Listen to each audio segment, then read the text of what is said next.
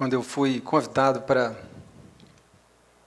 falar sobre o poder do diálogo aqui no TED, a primeira reflexão que me veio foi a relação entre o diálogo e o exemplo, já que o tema principal seria o exemplo.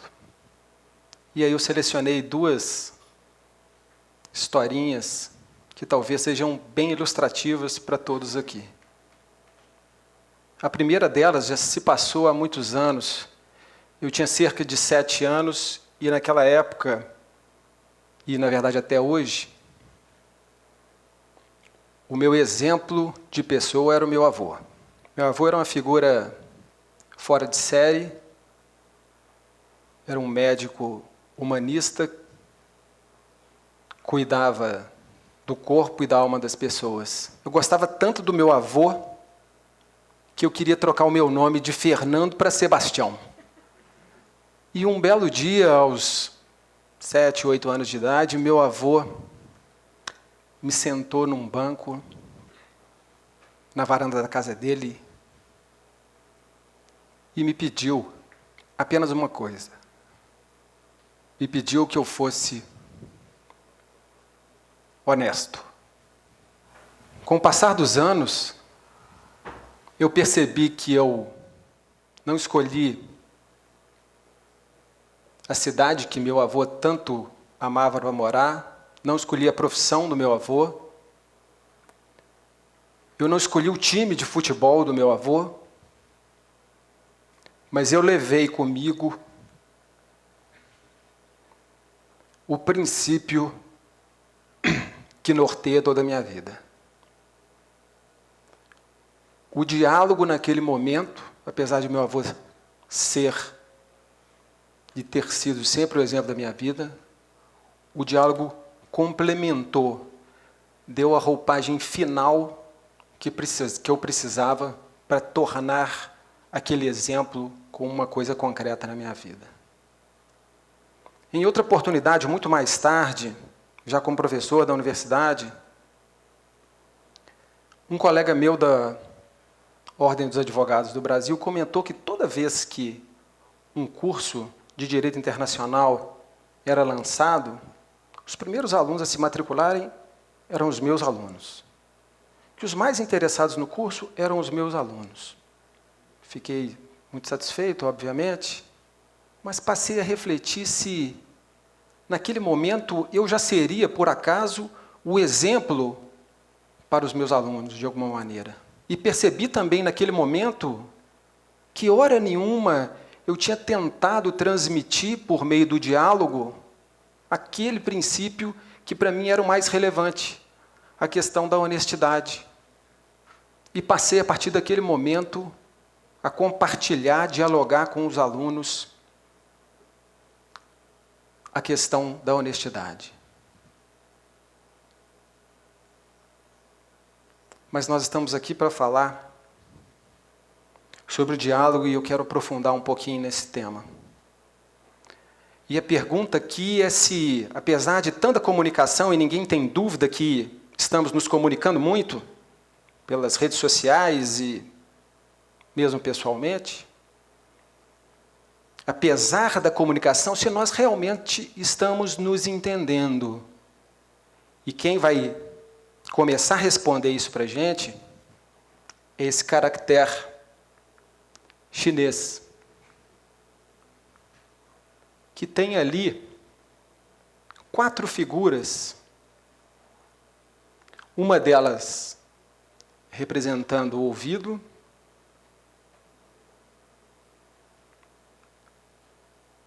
a outra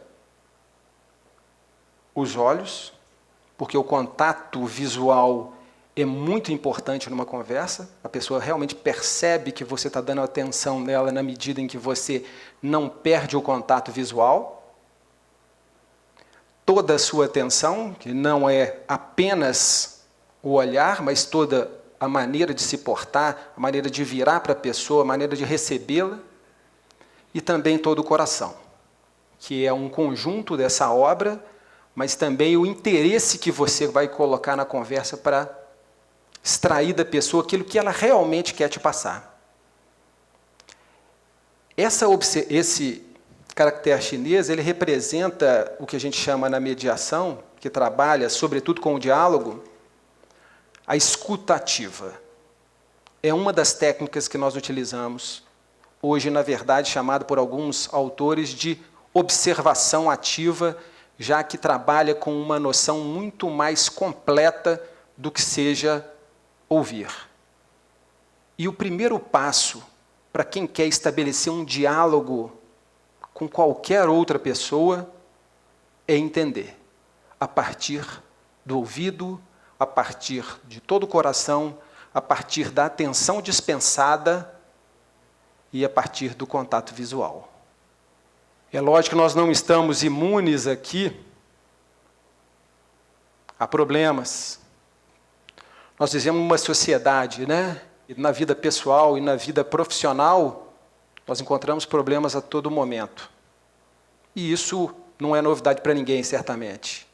O que talvez seja novidade para alguns, isso foi novidade para mim alguns anos atrás, quando eu passei a trabalhar com mediação, é que o problema ou o conflito, ele pode e deve ser encarado como um momento ideal para a transformação, como algo positivo na vida. É no momento em que surge o conflito que você tem uma oportunidade de identificar novos caminhos. Tem a oportunidade de balançar algumas certezas que a gente tem. Esses caminhos novos que a gente encontra a partir do diálogo, eles surgem na medida em que você observa ativamente o outro, em que você aceita o diálogo para ouvir e entender o que a outra parte está dizendo.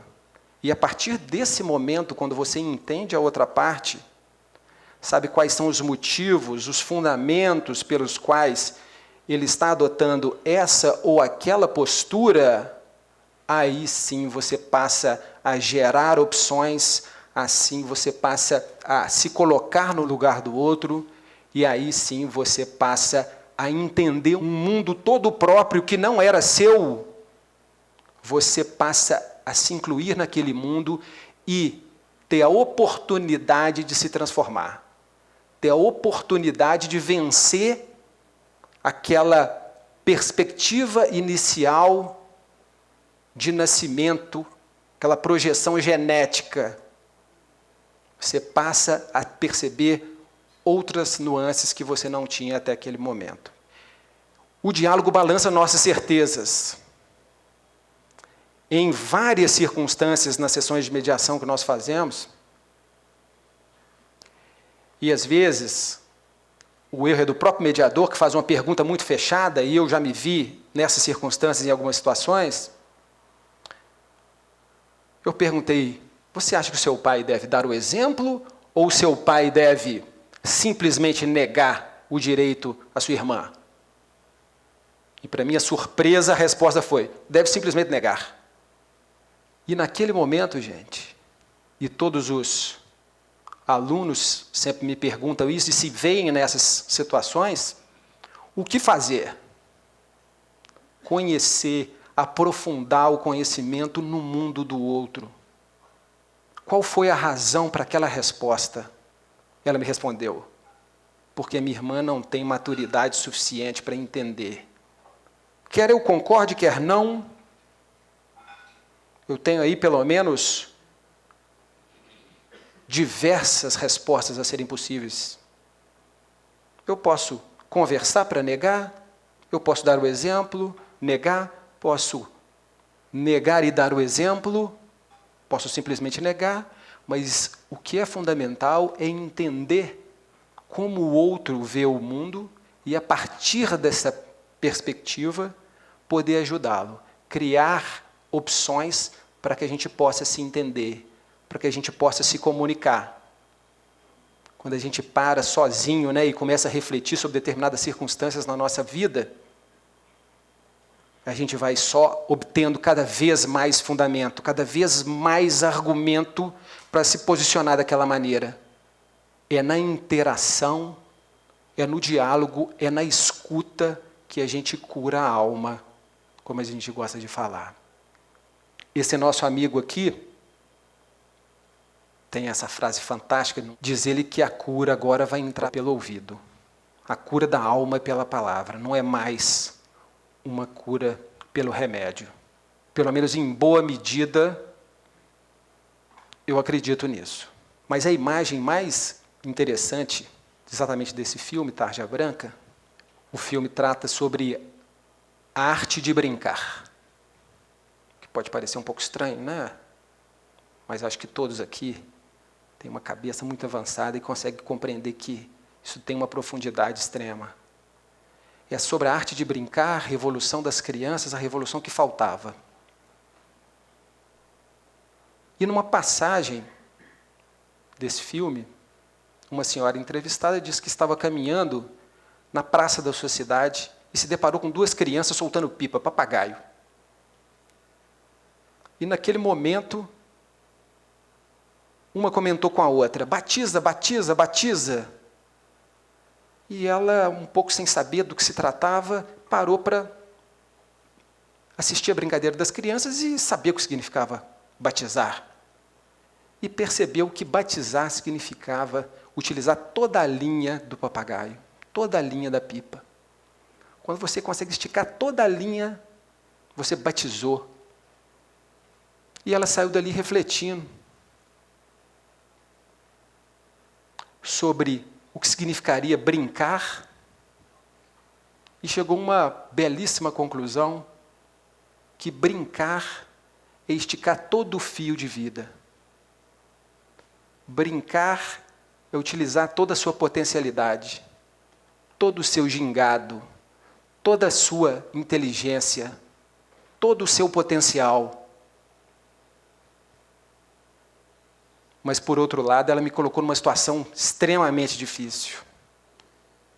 Foi a partir dali que eu falei, se usar todo o fio de vida é brincar, o que sobrou para o dialogar?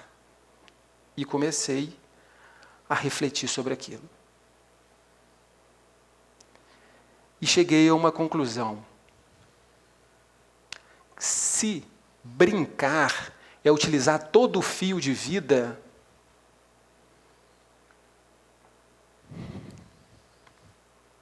dialogar é encontrar outros fios de vida. Fios de variada cor, textura, tamanho, com os quais devemos conviver.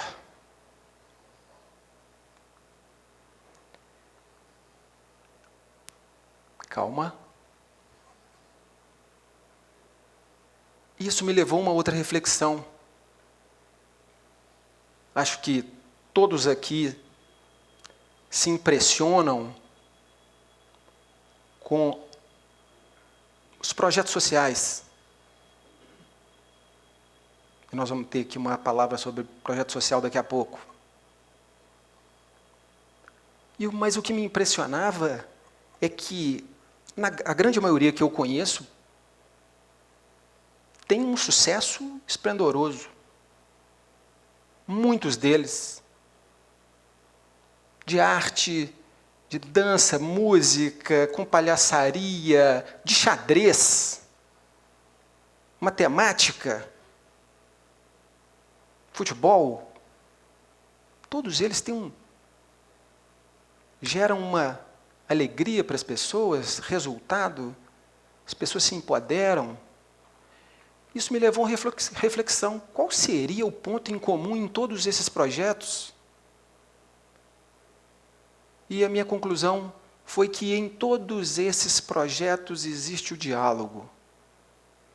Em todos esses projetos existe o acolhimento, o entendimento do mundo do outro.